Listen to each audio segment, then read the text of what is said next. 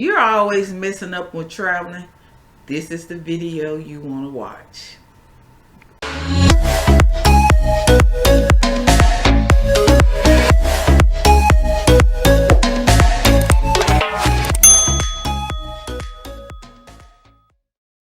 What's up, Fantastic family? This is your girl Fantastic, and I am back with another video giving you the most up-to-date, accurate travel information. And in this video, we're going to be talking about common mistakes that travelers make when traveling. We don't want you making these mistakes, so we're telling you so you can figure it out up front and you won't cost yourself precious time and money on your vacation. And we're going to split this video up into two, and this is part one. First mistake that a lot of travelers make, and that's like in the very beginning, soon as you get to wherever you're going, is not have a clear direction of where your hotel is. It is good to know your hotel. Some hotels have more than one of a particular hotel in a city. For instance, they may have a north and a south, a east and a west, a downtown, uptown. You want to know these things so that when you're coordinating your transfer, you are taking to the correct place and it doesn't cost you a whole lot. My sister once had a cab driver to take her to a particular hotel, and when she got there it was the wrong hotel, so she had to pay again. So it is important to have a clear direction of your hotel or where you're going. Number two, now this tip can cost you a lot of money. When you are leaving the country and you're on the plane and they say put your phone in airplane mode, or if you are on a cruise, once you cross the international line, your phone will give you a message once it has a signal. Hey, you're in an international such and such. If you're flying, once you make it to the country, you're international. Some countries will give you, some phone carriers, will give you 1 day complimentary phone service, and after that the price racks up. So you want to make sure that you keep your phone in airline mode, so that you can make Wi-Fi calls or whatever, or use your texting via Wi-Fi, so that you're not racking up costly international charges. Not all phone carriers charge international, but AT&T do, trust me. So you want to make sure you're keeping your phone in airplane mode, Wi-Fi mode, so you can use the Wi-Fi so that you won't get a surprise bill. Tip number three is to check your gate.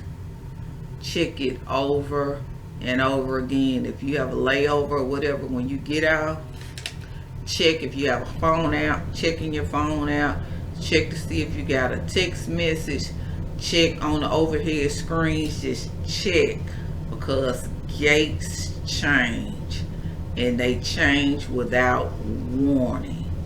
So you want to make sure you're going to the correct gate so that you don't miss your flight. So always at each stop or whatever, check to make sure you are going to the correct gate.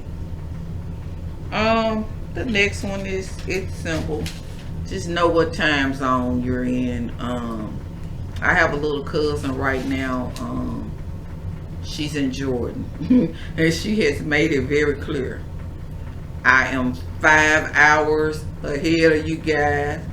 So when you're calling me and messaging me, know your time zone, because you don't want to be contacting someone back at home at inconsiderable times.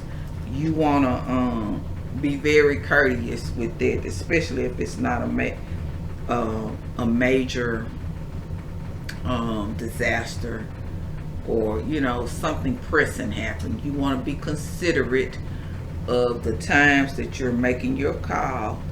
Your next one is make copies. If you're traveling passport, make copies of your passport, make copies of your visa, make copies of your identification. If you are traveling domestically, have copies, not only a digital copy, but have a paper copy in the event you lose your phone with your documents. You have these documents somewhere. You're not just strictly relying on the documents.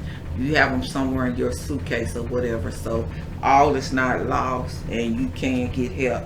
So make sure that you have documents, copies, back up to the backup, and then when all else fails, put it in an email, because if you can get to a computer or whatever, you'll have a copy there. So have backups to the backup, but have all your documentation, travel documentation, have all of that backed up.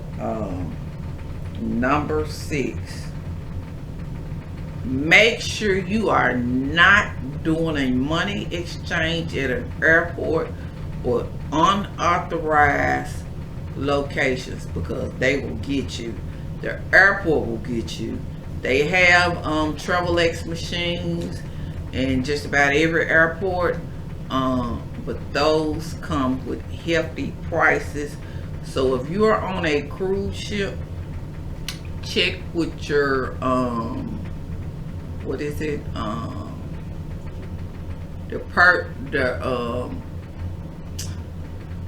I'm brain dead and I can't think of it, but check with the customer service on the cruise ship, and they can do a money exchange. Purser's office, or is it Bursar's office? Check with them to do your money exchange, because they will give you the fairest rate. Because if you go out, people will take advantage because you don't know the currency or whatever. So make sure you are exchanging at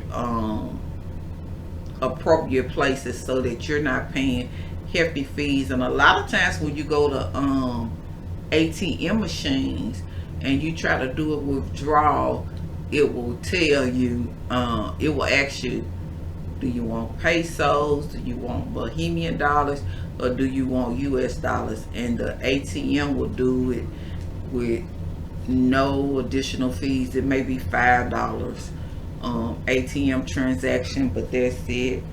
That is the first 6 tips. So stay tuned for the next video so that you can get the next tips. Until next time, bye.